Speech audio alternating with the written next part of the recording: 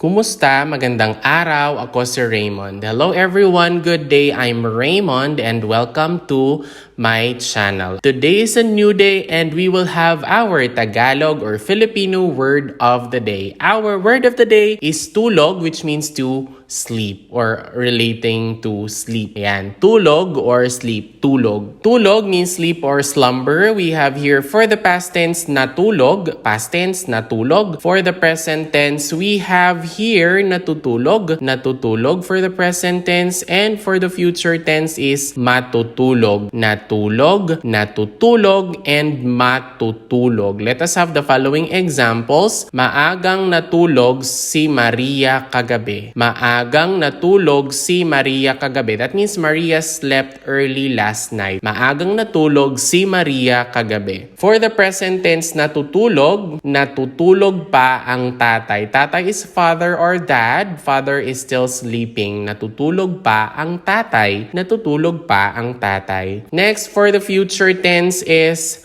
matutulog. Matutulog or will sleep. Maaga akong matutulog mamaya. When we say mamaya, that means later. Maaga akong matutulog mamaya.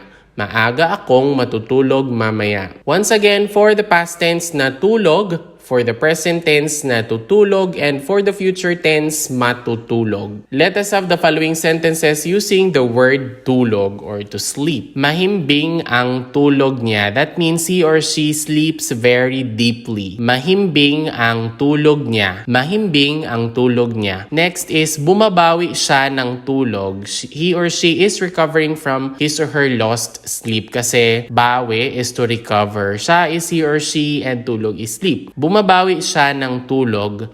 Bumabawi siya ng tulog. Next, matulog ka na. That means you go to sleep. Matulog ka na. Matulog ka na. You go to sleep. Matulog ka na. Next is oras na para matulog. It's time for you to sleep. Next is oras na para matulog. Oras na para matulog. Oras na para matulog, that means it's time to sleep. Oras na para matulog. Mahimbing ang tulog niya. Mahimbing ang tulog niya. Bumabawi siya ng tulog. Bumabawi siya ng tulog. Matulog ka na. Matulog ka na. Oras na para matulog. Oras na para matulog. Tulog na tulog ang bata. Tulog na tulog ang bata. The baby is fast asleep. Tulog na tulog ang bata. Bumabawi siya ng tulog. Bumabawi siya ng tulog. That means he or she is recovering from his or her lost sleep. Bumabawi siya ng tulog. Bumabawi siya ng tulog. Next, siya ay nagsasalita habang tulog. Siya ay nagsasalita habang tulog. Siya ay nagsasalita habang tulog means he or she is speaking in his or her sleep. Siya is gender neutral, so it either means he or she. Siya ay nagsasalita habang tulog. Another one, hindi pa ako matutulog. I will not sleep yet. Hindi pa ako matutulog. Hindi pa ako matutulog. Tulog na tulog ang bata. Tulog na tulog ang bata. Bumabawi siya ng tulog. Bumabawi siya ng tulog. Siya ay nagsasalita habang tulog. Siya ay nagsasalita habang tulog. Hindi pa ako matutulog. Hindi pa ako matutulog.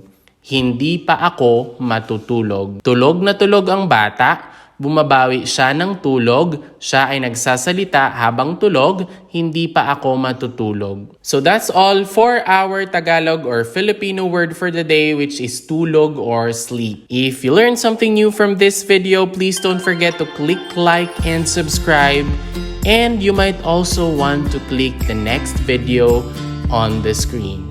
Maraming salamat, paalam at ingat. Thank you very much. Goodbye and take care.